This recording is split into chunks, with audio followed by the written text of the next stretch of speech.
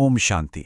इसी अभिवादन के साथ चलिए आज एक ऐसी आध्यात्मिक यात्रा पर चलते हैं जो मौजूदा दुनिया के खत्म होने और एक नए स्वर्ण युग के शुरू होने की बात करती है। आइए इस पूरी फिलॉसफी को जरा समझने की कोशिश करते हैं। ओम शांति, इसका मतलब है मैं एक शांत आत्मा हूं। ये सिर्फ एक हेलो या नमस्ते नहीं है, बल्कि एक बहुत ही मजबूत एफर्मेशन है जो ब्रह्मा कुमारीज दर्शन की नींव है। ये इस बात की याद दिलाता है कि हमारी असली पहचान ये शरीर नहीं, बल्कि वो आत्मा है जो असल में शांति का ही स्वरूप है। तो ये लेख सबसे पहले आज की दुनिया की एक तस्वीर पेश करता है, जिसे वो कलयुग या आयरन एज कहता है। मतलब एक ऐसा दौर जहां भ्रष्टाचार, हिंसा और दुख सब कुछ अपने चरम पर है। एक ऐसी दुनिया जो अपनी आध्यात्मिक जड़ें, अपनी स्पिरिचुअल फाउंडेशन खो चुकी है। जरा सोचिए, एक तरफ है सतयुग यानी गोल्डन एज, जहां हर कोई 100% शुद्ध और शांत था, मतलब धरती पर ही स्वर्ग था। और फिर दूसरी तरफ है आज का दौर, कलयुग, जिसे दुखों और अशुद्धियों से भरा बताया गया है। एक ऐसी दुनिया जो विनाश की कगार पर खड़ी है। फर्क कितना ज्यादा है ना? तो सवाल उठता है कि क्या इस कलयुग के अंधेरे में उम्मीद की कोई किरण है? इस लेख के मुताबिक जवाब है हाँ, बिल्कुल है।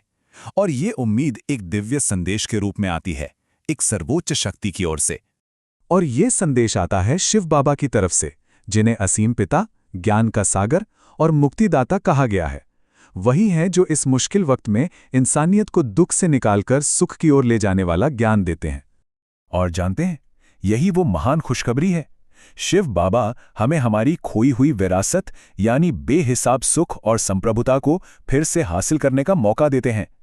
ये सिर्फ दुख से छुटकारा नहीं है, बल्कि एक दिव्य साम्राज्य का वादा है।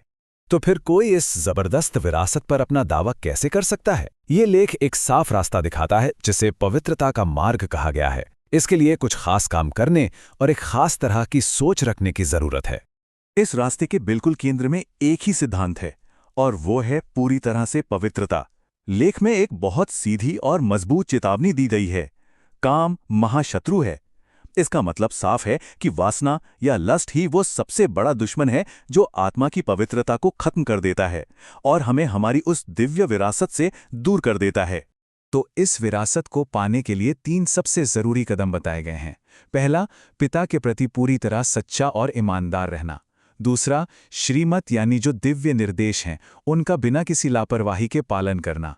और तीसरा, अपने तन, मन और धन से एक नई दुनिया बनाने के मिशन में सेवा करना। कह सकते हैं कि ये आध्यात्मिक तैयारी के 3 स्तंभ हैं।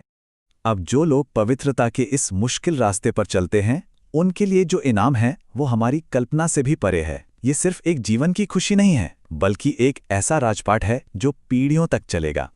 जी हां, बिल्कुल सही सुना। 21 जन्म। ये इनाम आने वाले स्वर्ण युग में 21 जन्मों तक की दिव्य संप्रभुता और बेहिसाब सुख की गारंटी है। ये एक ऐसी विरासत है जो लगभग हमेशा के लिए है। और यहां हम देखते हैं कि आखिरी मंजिल क्या है। डबल सिरताज, यानी 2 ताज वाले राजा या रानी बनना, जैसे कि देवी लक्ष्मी और नारायण। एक ताज पवित्रता का प्रतीक है और दूसरा राजशाही का। ये आध्यात्मिक और सांसारिक दोनों तरह से परफेक्शन की हालत है। अब हम इस भविष्यवाणी के सबसे ड्रामेटिक हिस्से पर आते हैं। देखिए, कुछ नया बनाने के लिए पुराने का खत्म होना जरूरी है। ये लेख बताता है कि कैसे आज की दुनिया का पूरी तरीके से विनाश होगा और उसी के साथ साथ स्वर्ग का निर्माण भी होगा। इस लेख में अंत के समय के कुछ खास और डरावने संकेत भी दिए गए हैं, जैसे एक महान महाभारत युद्ध, परमाणु बमों का खतरा और भयंकर प्राकृतिक आपदाएं, जैसे बहुत ज्यादा गर्मी, बाढ़ और सूखा। ये विनाश की एक ऐसी तस्वीर है जो आज की दुनिया की चिंताओं से काफी मिलती जुलती है। लेकिन इस विनाश के बाद उम्मीद है। ये एक बहुत ही पावरफुल कोट है जो सब कुछ बता देता है। हाहाकार के बाद जय जयकार हो जाएगा। मतलब दुनिया भर की उथल पुथल और चीख पुकार के बाद आखिर में मानने वालों की जीत होगी। ये अंधेरे के बाद सुबह होने का वादा है। और ये हमें एक आखिरी सोचने पर मजबूर करने वाले सवाल पर ले आता है। आखिर वो कौन सा वादा है जो मानने वालों को दुनिया के खत्म होने तक भी मजबूती से डटे रहने की हिम्मत दे सकता है? क्या ये 21 जन्मों के राजपाट का वादा है, या फिर एक ऐसी दुनिया की उम्मीद जहां सिर्फ शांति और पवित्रता होगी? इसी सवाल के साथ हम आज की बात खत्म करते हैं। ओम शांति।